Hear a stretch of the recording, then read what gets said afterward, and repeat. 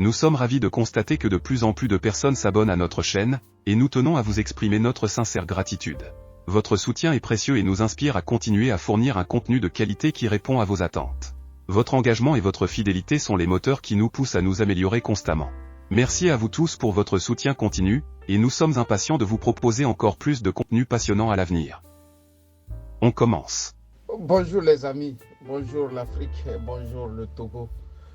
Les amis, nous allons terminer le feuilleton Pascal Akusulelo Bojona ce matin.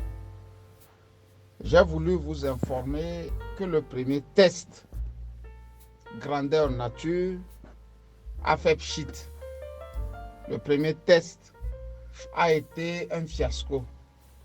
Vous savez qu'au Togo, quand Faure Gnassingbé aujourd'hui ou hier son père Feu Gnassingbé Yadema vous nommait, vous êtes appelé à ameuter tout le village, tous les parents, pour faire ne serait-ce qu'une fête afin de lui prouver que vous êtes reconnaissant et par ricochet afin de laisser les proches parents, le village, aussi acclamer celui qui a porté votre enfant à un poste. D'habitude, ce sont des postes juteux pour la plupart du temps. Et pour le reste, on se dit, bon, on fait avec. Les autres Togolais sont appelés à regarder l'heureux nommé avec sa famille, son clan, son village, danser, s'empiffrer de tchoukoutou, de bière, de sorabi, prenez tout ce que vous voulez. Sauf que la fois dernière, Bojona s'est prêté à ce rituel. Et le rituel a été un fiasco. Quand je dis un fiasco, je veux appuyer sur le bouton rouge et vous dire ça a été un fiasco. Vous savez que chez nous au Togo, ce sont ces voyous de la République, ces gens qui ont pillé la République, qu'on immortalise. C'est ainsi que vous pouvez avoir le quartier Bojona, le quartier Nachaba, le quartier, comment vous les appelez, mais le quartier, je ne sais pas. C'est-à-dire les pillards de la République ont désormais aussi des places dans la cité togolaise et qui leur sont dévouées. Donc, si vous prenez le taxi, on vous amène sur la place Bojona, on vous amène aussi sur la place Mé, sur la place Fombare Nachaba, sur la place ainsi de suite, sur la place Barké et ainsi de suite, et ainsi de suite. Vous ne verrez jamais un intellectuel porter cet honneur. Vous ne verrez jamais un chercheur avoir cet honneur dans la République. Ce sont les voleurs de la cité que le commun des Togolais ont fini par magnifier au point de leur réserver quelques places comme ça dans la société togolaise, dans les villes togolaises, où bon, on identifie le quartier par leur nom. Quand j'ai dit ça, j'ai voulu vous dire que celui qui nomme Bojona, cette fois-ci, est un paresseux notoire. Faure Gnassingbé, je ne cesserai de le dire. Intellectuellement, c'est un paresseux. Et physiquement, d'ailleurs, c'est un paresseux. Physiquement, c'est un paresseux. L'agilité avec laquelle la jeunesse togolaise aurait voulu le voir, vous remarquerez qu'il n'a pas cette agilité. Ce n'est pas à son petit âge qu'on fait les choses comme si on avait 80 ans. Ce n'est pas normal. Ce n'est pas à ce petit âge qu'on se comporte comme un paysan et un analphabète. Et Kofi Gnagnan a su bien le dire en disant que lui, Kofi Gnagnan, il pardonne encore mieux au papa qu'à son fils. Pour la simple raison que le papa avait un argument de taille. Moi, je n'ai pas été à l'école. Celui-ci a fait Paris-Dauphine. Il a fait l'université, comment vous les appelez, George Washington. Vous savez, 2005 a été aussi une plateforme où les gens ont brandi leur diplôme. Fin de course, après 18, 19 ans de pouvoir, vous avez le résultat devant vous. J'ai voulu ici vous dire que l'homme est paresseux à telle enseigne qu'il n'a pas apporté lui-même son mode de gestion de la cité. Il n'a pas su imposer un mode de gestion de la cité. Il n'a fait que prendre les reliquats ou le reliquat de son papa pour en faire aussi la continuité aussi de son règne. La preuve est que c'est sous son papa nous avions connu la brutalité de ce dernier vis-à-vis de ses proches, qu'il s'appelle Général Memen, qu'il s'appelle Fombare Nachaba, et ils sont nombreux comme ça à avoir été malmenés, humiliés, jetés en prison, quand d'autres devraient partir en exil, comme Nachaba Fombare.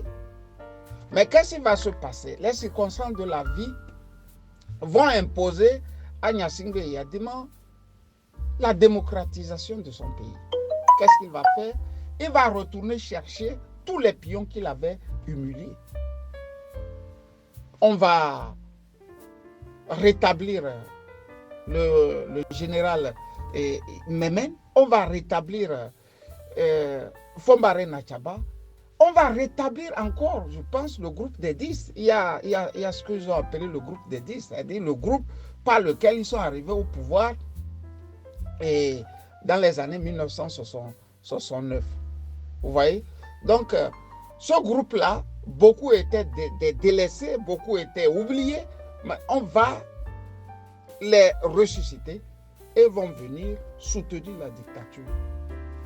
C'est ce que nous avions vu dans les années 90, où tout le monde revenait et mettait son talent au service de la dictature. Mais Faure Gnassingbé est en train de faire la même chose. Vous remarquerez que 2005-2010, il a cherché d'abord à asseoir son pouvoir. Déjà après 2010, il a commencé par les arrêter, l'un après l'autre. Bacha Gnassingbé, Pascal Bojona, comment dirais-je, Félix Kadanga, les malchanceux comme les Majuluba ont payé très cher. Ils sont désormais dans les 4 planches. Donc, qu'est-ce qui va se passer maintenant?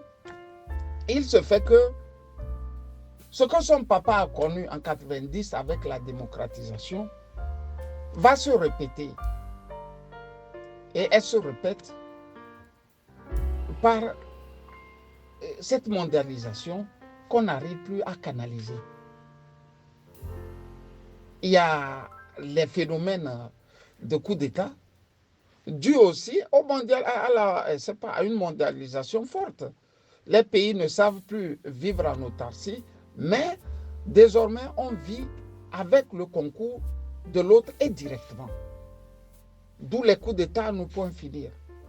Faure Gnassingbé comprend désormais aussi que les multiples mandats ne sont plus une forme de gestion en Afrique.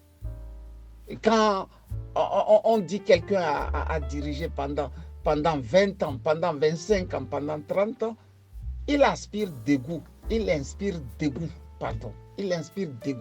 Faure Gnassingbé sait désormais qu'il inspire dégoût partout où il passe, que ce soit en Afrique ou bien dans son propre pays. Il inspire dégoût. Qu'est-ce qu'il va faire? Il sait qu'il ne pèse plus rien. Son pouvoir, au fait, il ne le doit qu'à la faiblesse de l'opposition. Je reprends. Le pouvoir de Faure Gnassingbé, il le doit à la faiblesse de l'opposition. Il a su affaiblir fortement son opposition à telle enseigne qu'elle n'est même plus représentative. Elle ne vaut rien, elle n'existe pas, au fait. Faure Gnassingbé le sait. Il le sait très bien. Mais lui, il veut collectionner les mandats. Qu'est-ce qu'il fait? Au lieu de réfléchir et de voir comment faire régénérer des esprits forts, des gens forts, ils préfèrent tourner en rond. Est-ce qu'il avait de choix? Je n'ose pas le croire. Il n'a pas tellement de choix. Parce que tous ceux qu'il a amenés d'Europe, que ce soit les Ingrid Dawadé, que ce soit les Gilbert Bawara, que ce soit prenez tout ce qui c'est venu d'Europe là, de la diaspora.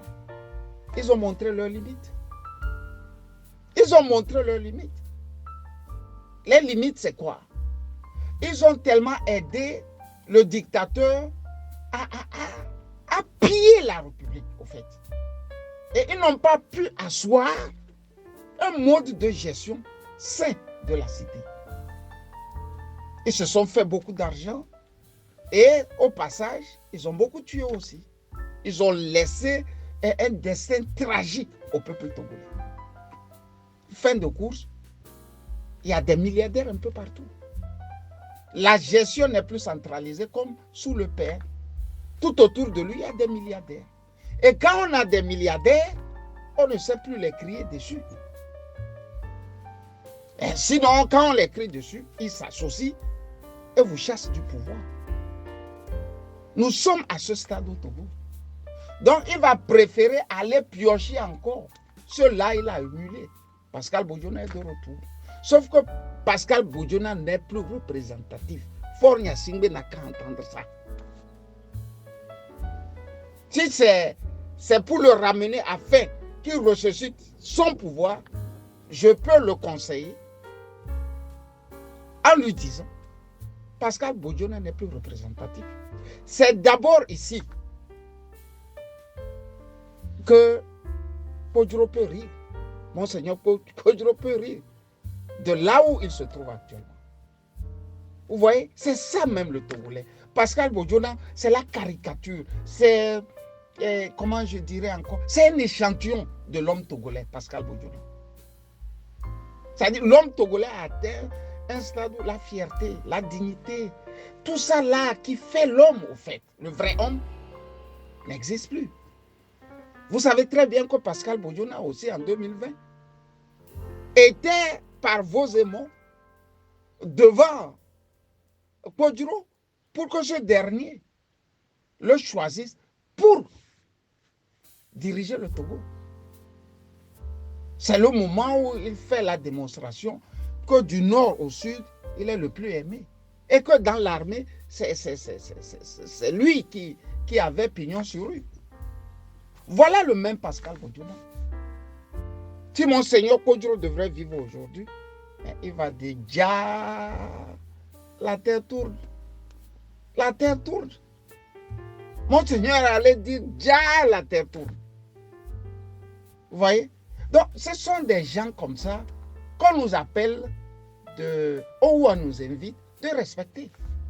Ne me demandez pas de respecter Pascal Bodiona, sincèrement. On ne peut pas jouer avec les Togolais à ce point et nous appeler en même temps de dire qu'il est un stratège, ou bien comment ils ont dit beaucoup de choses sur l'homme et comment il est un stratège, il est un renard. Mais renard pour qui est stratège pour qui? Pour son propre ventre. Vous voyez bien que Pascal Bodiona n'a jamais cessé de prendre du poids. Et avec cette énième nomination, vivement qu'il pense à faire aussi le sport. Parce qu'on ne vit pas toujours de pain et de beurre. On peut aussi vivre en faisant du sport, en s'occupant de sa santé, de sa forme et ainsi de suite. J'ai voulu dire à Pascal Bodiona que la fierté d'être togolais lui a abandonné, lui a quitté. Et pour nous, ces cadets, il n'est pas un exemple. Bonne journée à toutes et à tous. Camille Chali. Si vous êtes nouveau sur la chaîne, n'hésitez pas à partager cette vidéo avec vos amis, et à vous abonner avec les notifications activées pour être informé de nos nouvelles publications.